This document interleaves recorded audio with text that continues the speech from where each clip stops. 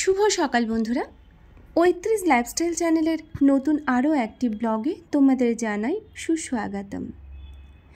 আশা রাখি তোমরা প্রত্যেকে সুস্থ আছো আর ভালো আছো। আজ আবারও একটি নতুন ব্লগ। তবে আজকের ব্লগের শুরুতে তোমাদেরকে একটা কথা না বললেই নয়। মানে এই যে আমি শুরু করেছিলাম কোথায়, আর এখন আমার ৩৫ লাইফস্টাইল পরিবারের সদস্য সংখ্যা কোথায় এসে দাঁড়িয়েছে। নতুন অনেক বন্ধু এসেছো পরিবারে, তাদেরকে অসংখ্য ধন্যবাদ তোমাদের সাপোর্টে আজকে এই জায়গায়। তাহলে চলো এবার আজকের ব্লগটা এখান থেকে শুরু করি।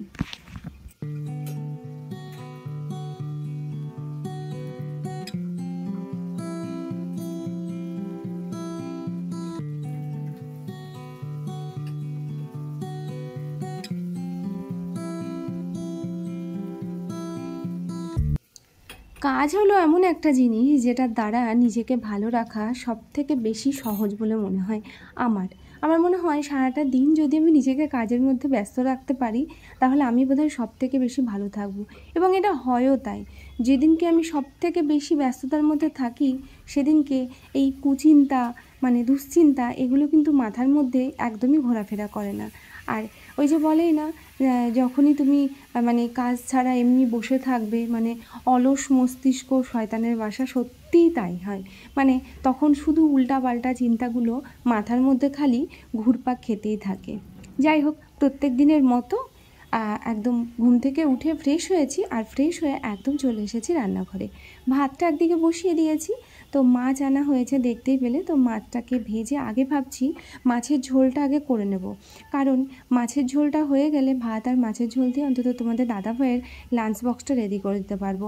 আর এখন এই কদিন থেকে যেভাবে বৃষ্টি লেগে রয়েছে না, ঠিক অফিস যাওয়ার টাইমে এমন বৃষ্টি শুরু হচ্ছে, একটু গ্যাপ পেলেই মানে মোটামুটি আগে রেডি হয়ে থাকছে, যখন একটু হয়তো বৃষ্টিটা কমছে তখন সেই সুযোগে বেরিয়ে যাচ্ছে। তো সেই জন্য একটু তাড়াতাড়ির মধ্যেই রান্না কমপ্লিট করতে হচ্ছে। তবে বেশিরভাগ দিন এখন কি করে, অফিসেই মানে ওখানেই মানে লাঞ্চের ব্যবস্থাটা করে নেয়। তো যাই হোক, আমার অসুবিধা হয় না। তবে হয় না যে বাড়িতে ও না খেলে আমারও সেই রান্না পরে আর করতে ইচ্ছেও করে না। নিজের জন্য শুধু মনে হয় যে একটু সেদ্ধ ভাত হোক বা যাই হোক, একটা ভাজা হোক, সেটা দিয়ে খাওয়া হয়ে যাবে। কিন্তু রোজ রোজ কি আর সেদ্ধ ভাত ভালো লাগে? তো ওই জন্য একদিকে ভাতটাকে বসিয়ে দিয়েছি, আর এদিকে মাছটা ভাজতে বসিয়ে দিয়েছি। মাছ ভাজাটা হয়ে গেলে মাছের ঝোলটা করে নেব। শাক আনা হয়েছে, তো শাকটা জানি না করে উঠতে পারবো কি না ওর অফিস যাওয়ার আগে। যদি না হয় তাহলে করে রেখে দেবো। আজকে তো রাত্রে আবার শাক খেতে নেই। এটা একদম সেই ছোট্ট থেকে মা ঠাম্মার কাছ থেকে শুনে এসেছি যে রাত্রে শাক তেতো এগুলো খেতে নেই। তো সেই জন্য রাত্রে আর খাবে না, আমি দুপুরে হয়তো খাবো, আর বাকিটা রাখা থাকবে, পরের দিনকে ওকে অফিসের লাঞ্চ বক্সে আবার দিয়ে দেবো।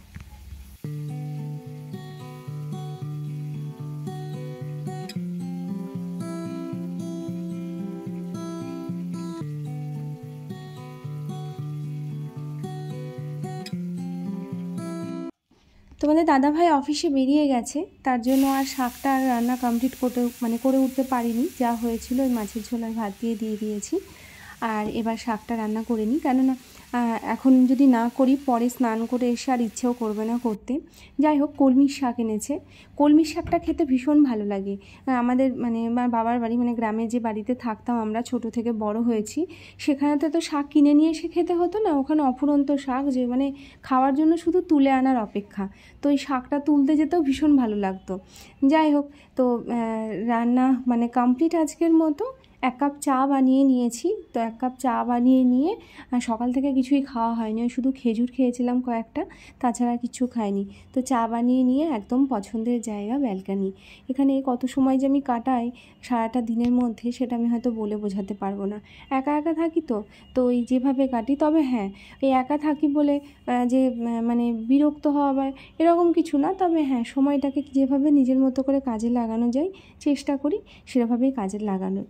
চাটা খেয়ে জাস্ট ঘরে এসেছি, আর তারপরে দেখি মুষলধারে বৃষ্টি শুরু হয়েছে।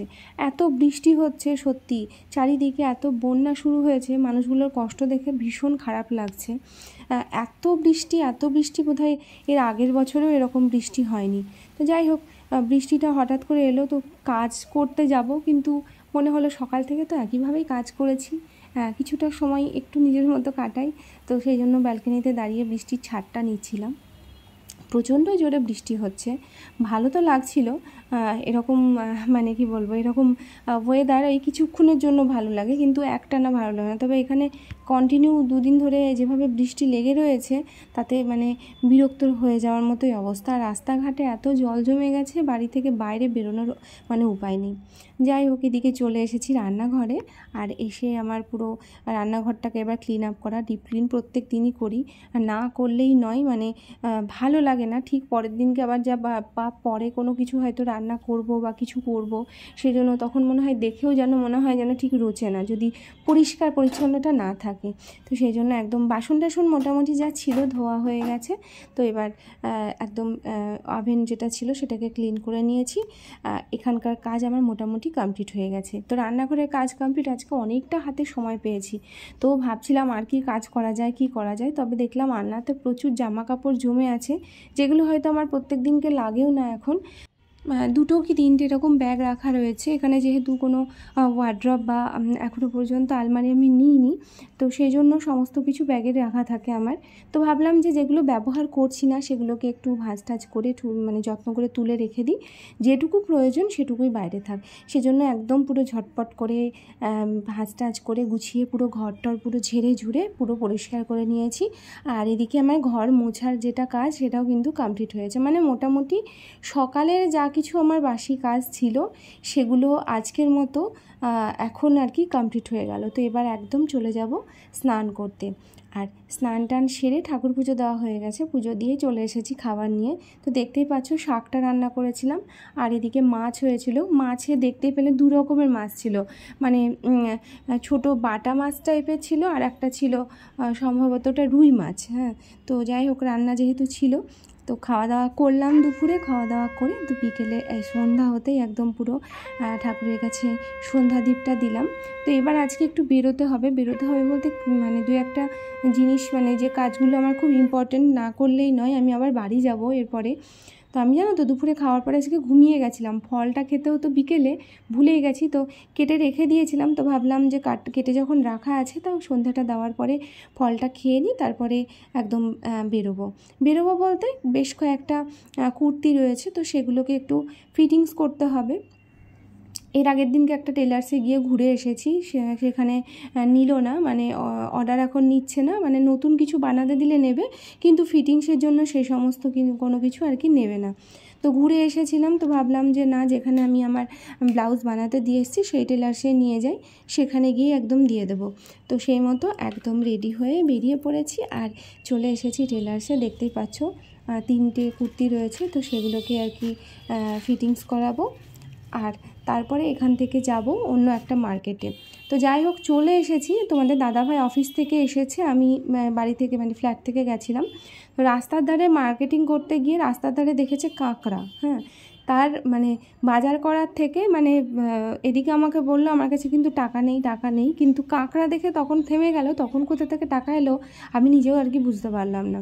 সেই কাঁকড়া নিল, বেশি নিইনি, 2টো কাঁকড়া নিয়েছি, বেশ বড় বড় সাইজের কাঁকড়া। যদিও বা কাঁকড়াটা অনেক দিন খাইনি, সেই মানে প্রায় 1-1.5 বছরের ওপর হয়ে গেল খেয়েছিলাম, তার মধ্যে আর খাইনি। তো কাঁকড়াটা নিয়ে এসে ও নিজে হাতেই সব ধুয়ে টুয়ে পুরো ফ্রিজে তুলে দিয়েছে। আর এদিকে একটু তরকারি করেছিলাম এসে, 5মিশালি সবজি, আর দিনের মাছ ছিল, আর ওটস বানিয়ে নিয়েছিলাম। আর কি লাগে। যাই হোক, সারাটা দিন এত ব্যস্ততার মধ্যেও নিজের একটু যত্ন না করলেই নয়। মানে সামনে পুজো আসছে, একটু স্কিন কেয়ার, হেয়ার কেয়ার এগুলো তো করতেই হবে। তো এই এখন রাত্রে তেলটা অয়েল ম্যাসাজটা করে রাখছি, নেক্সট দিন শ্যাম্পু করে নেব। তো এরকমভাবে আমি রাত্রেই তেলটা লাগিয়ে ভালোভাবে চুলটাকে ভালো করে বেঁধে তারপরে ঘুমোতে যায়। তো বন্ধুরা, আজকের ব্লগ এই পর্যন্তই। তোমাদের আজকের ব্লগ কেমন লাগলো সেটা তোমরা অবশ্যই কমেন্টে জানিও। আর হ্যাঁ, যারা নতুন সদস্য এসেছো তাদেরকে আবারও একবার ধন্যবাদ জানাই। আর যাদের ভালো লাগে আমার চ্যানেলের ব্লগ, এখনও পর্যন্ত চ্যানেলটিকে সাবস্ক্রাইব করোনি, তোমরা প্লিজ চ্যানেলটিকে সাবস্ক্রাইব করে পাশে থেকো, যাতে তোমাদের জন্য আরও নতুনত্ব ব্লগ নিয়ে সামনে আসতে পারি। তো তোমাদের সঙ্গে আমার আবারও দেখা হবে আমার পরবর্তী আরও নতুন ব্লগে। ততক্ষণ পর্যন্ত তোমরা প্রত্যেকে সুস্থ থেকো আর ভালো থেকো। আর অবশ্যই ভিডিওগুলো প্রথম থেকে শেষ পর্যন্ত দেখতে থেকো।